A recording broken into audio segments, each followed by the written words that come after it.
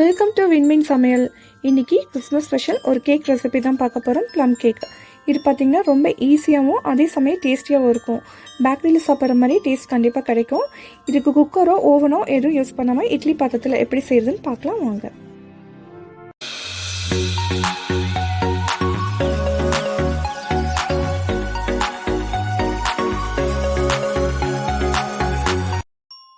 கேக்குக்கு தேவையான பொருள் பார்த்துடலாம். 1 கப் வந்து டூட்டி ஃப்ரூட்டி எடுத்திருக்கேன். 3 கலர் எடுத்திருக்கேன்.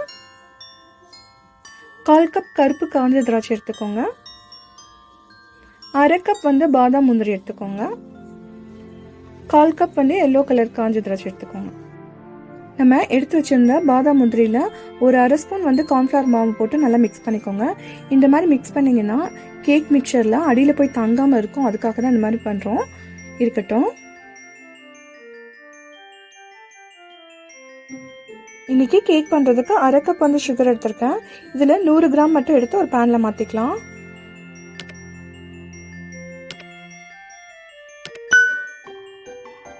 இப்போ இதில் 3 ஸ்பூன் அளவுக்கு தண்ணி ஊற்றிட்டு ஸ்டவ் ஆன் பண்ணிக்கலாம். ஸ்டவ் ஆன் பண்ணிவிட்டு ஒரு கரண்டி வச்சு நல்லா மிக்ஸ் பண்ணிக்கோங்க. ஏன்னா நம்ம இப்போ சுகர் சிரப் தான் ரெடி பண்ண போகிறோம்.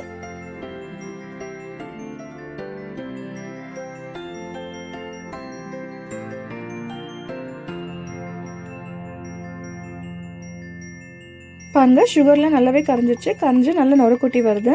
இப்போ ஸ்டவ் வந்து லோ ஃப்ளேமில் வச்சுக்கோங்க. லோ ஃப்ளேமில் வச்சுட்டு இந்த மாதிரி நல்லா விட மிக்ஸ் பண்ணிட்டே இருங்க. கலர் கொஞ்சம் நேரத்தில் சேஞ்ச் ஆகி வரும், பார்க்கலாம். பாருங்கள், கொஞ்ச நேரம் கழிச்சு கலர் வந்து நல்லா சேஞ்ச் ஆகிட்டே வருது. இப்போ நல்லா ப்ரௌனாக வரணும். நல்லா ப்ரௌனாக வர வரைக்கும் நல்லா மிக்ஸ் பண்ணிட்டே இருக்கணும்.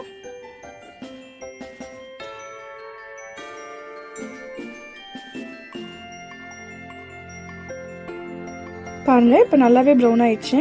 இப்போ வந்து நம்ம கொஞ்சமாக தண்ணி ஊற்றிக்கலாம். தண்ணி ஊற்றிட்டு ஸ்டவ் ஆஃப் பண்ணிடலாம். அப்போ தான் வந்து உங்களுக்கு கட்டியாகாமல் இருக்கும். அதனால் கண்டிப்பாக கொஞ்சமாக தண்ணி ஊற்றிக்கோங்க. தண்ணி ஊற்றிட்டு ஸ்டவ் ஆஃப் பண்ணிவிட்டு மறுபடியும் நல்லா மிக்ஸ் பண்ணிக்கோங்க. இந்த சலசலப்பெல்லாம் நல்லா அடங்கணும். அது வரைக்கும் வெயிட் பண்ணுங்கள். அவ்வளோதான், பாருங்கள், சுகர் சிரப் ரெடி ஆயிடுச்சு. இப்போ வந்து நம்ம டூட்டி ஃப்ரூட்டி சேர்த்துக்கலாம். இது கூடயே காஞ்ச திராட்சையும் சேர்த்துக்கலாம். சேர்த்துட்டு எல்லாத்தையும் நல்லா மிக்ஸ் பண்ணி விடுங்க.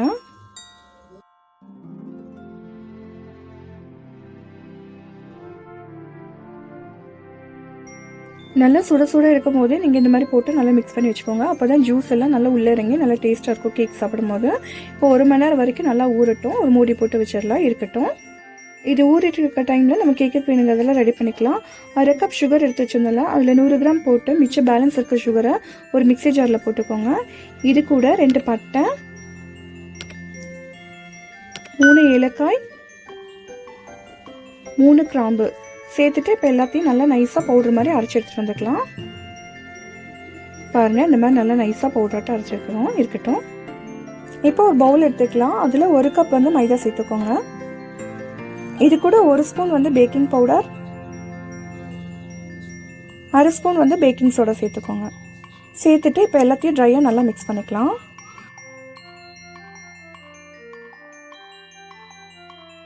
இப்போ எல்லாம் நல்லா மிக்ஸ் பண்ணதுக்கப்புறம் பவுடர் பண்ண சுகர் சேர்த்துக்கலாம். சேர்த்துட்டா அதையும் நல்லா மிக்ஸ் பண்ணிக்கோங்க.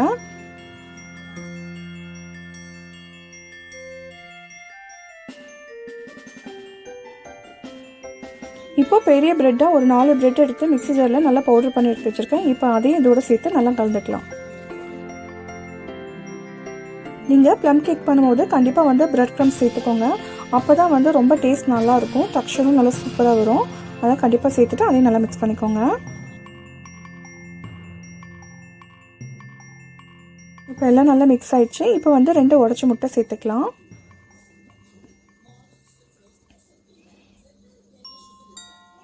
இது கூடவே 1/4 கப் வந்து ஆயில் சேர்த்துக்கோங்க. ஆயில் வந்து எந்த வாசனை இல்லாத ஆயில் மாதிரி பார்த்து எடுத்துக்கோங்க.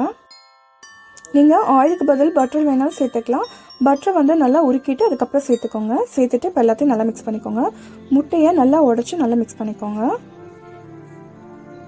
இப்போ எல்லாம் நல்லா மிக்ஸ் ஆகிடுச்சு. இப்போ 1/2 கப் வந்து பால் சேர்த்துக்கலாம். சேர்த்துட்டு அதையும் நல்லா மிக்ஸ் பண்ணிக்கோங்க. பால் வந்து உங்களுக்கு தேவைப்பட்டால் இன்னும் கூட கொஞ்சம் சேர்த்துக்கலாம். பேட்டர் வந்து ரொம்ப தண்ணியாக இருக்கக்கூடாது. அதனால் பார்த்துட்டு உங்களுக்கு தேவைப்பட்டால் மட்டும் கொஞ்சமாக சேர்த்துக்கோங்க. சேர்த்துட்டு இப்போ எல்லாத்தையும் நல்லா மிக்ஸ் பண்ணிக்கோங்க.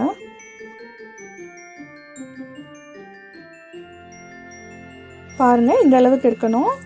இப்போ வந்து நம்ம ரெடி பண்ணி வச்சிருந்த சுகர் சிரப்பை இதோட சேர்த்துக்கலாம். சேர்த்துட்டு இப்போ அதையும் நல்லா மிக்ஸ் பண்ணிக்கோங்க.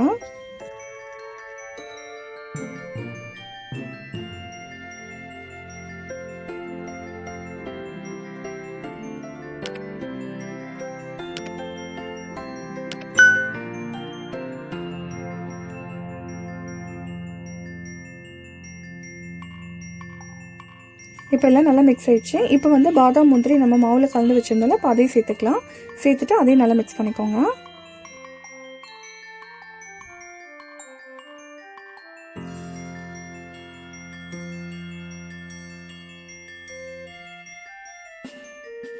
இப்போ லாஸ்ட்டாக வந்து ஒரு ஸ்பூன் வெனிலா எசன்ஸ் ஊற்றிக்கலாம். ஊற்றிட்டு இப்போ அதையும் நல்லா மிக்ஸ் பண்ணிக்கோங்க.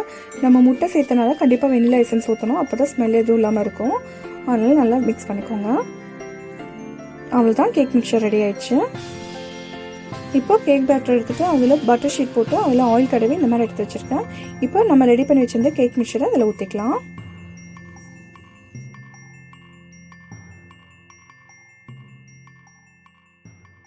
ஊற்றினதுக்கப்புறம் நல்லா டேப் பண்ணி விட்டுக்கலாம். லாஸ்ட்டாக கார்னிஷிங்காக நம்ம முந்திரி பாதாம்லாம் வச்சுக்கலாம். இப்போ ஸ்டவ் ஆன் பண்ணிவிட்டு ஒரு பாத்திரம் வச்சுக்கலாம். அதில் கொஞ்சமாக தண்ணி ஊற்றிட்டு ஒரு ஸ்டாண்ட் வச்சு நம்ம ரெடி பண்ணி வச்சிருந்த கேக் பேட்டரை அந்த மேலே வச்சுக்கலாம். கேக் பேட்டரை உள்ளே வச்சதுக்கப்புறம் மறக்காமல் ஒரு தட்டு போட்டு மூடி வச்சுக்கோங்க. அப்போ தான் தண்ணி உள்ளே வடியாமல் இருக்கும். அதுக்காக அந்த மாதிரி மூடிக்கலாம். மறுபடியும் ஒரு மேலே மூடி போட்டு வச்சுக்கலாம். இதில் ஹோல் இருக்கனால ஆவி பூரா வெளியே வந்துடும். அதுக்காக சப்பாத்தி மாவு மாதிரி மைதா மாவு பிசைஞ்சு அந்த ஹோலை மூடி வச்சுருக்கேன். இருக்கட்டும். கேக் வேகிறதுக்கு எப்படியும் ஒரு 45 மினிட்ஸ் ஆகும். மீடியம் ஃப்ளேமில் வச்சு குக் பண்ணுங்கள். தண்ணி தேவைப்பட்டுச்சுன்னா அப்பப்போ செக் பண்ணிவிட்டு கொஞ்சம் ஊற்றிக்கோங்க. ஊற்றிட்டு ஒரு 45 மினிட்ஸ் கழிச்சு பார்க்கலாம். இப்போ 45 மினிட்ஸ் ஆயிடுச்சு. ஓப்பன் பண்ணி பார்க்கலாம் கேக் வெந்திருக்கா இல்லையான்னு. இப்போ ஒரு டூத் பிக் எடுத்து சென்டரில் குத்தி பாருங்கள். ஒட்டாமல் வந்துச்சுன்னா கேக் ரெடி ஆயிடுச்சுன்னு அர்த்தம். கேக்கு வெளியே எடுத்து வச்சோடனே ஒரு 2 மணி நேரம் நல்லா ஆற விட்டுடலாம். நல்லா கேக்கு ஆறுனதுக்கப்புறம் தான் ஒரு கத்தியை வச்சு ஓரங்கள் எல்லாம் எடுத்து விடணும். இப்போ ஒரு தட்டில் மாற்றிக்கலாம்.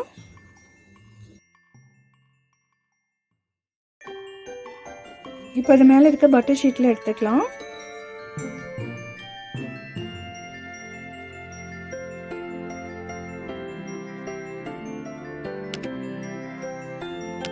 பாருங்க கேக் நல்லா சாஃப்டாக சூப்பராக ரெடி ஆயிடுச்சு. இப்போ மாற்றி வச்சுக்கலாம்.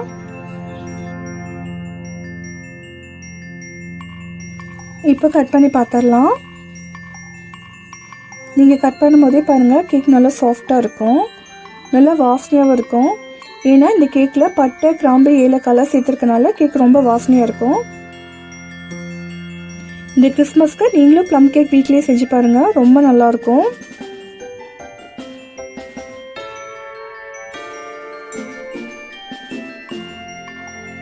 அவ்வளோதான். இப்போ எல்லாத்தையும் நல்லா கட் பண்ணியாச்சு. இப்போ ஒன்று எடுத்து பிச்சு பார்க்கலாம். பாருங்கள் சூப்பராக இருக்குது கேக்கு. நல்லா சாஃப்டாகவும் அதே சமயம் நல்லா டேஸ்ட்டாகவும் இருக்கும். கண்டிப்பாக நீங்களும் ட்ரை பண்ணி பாருங்கள்.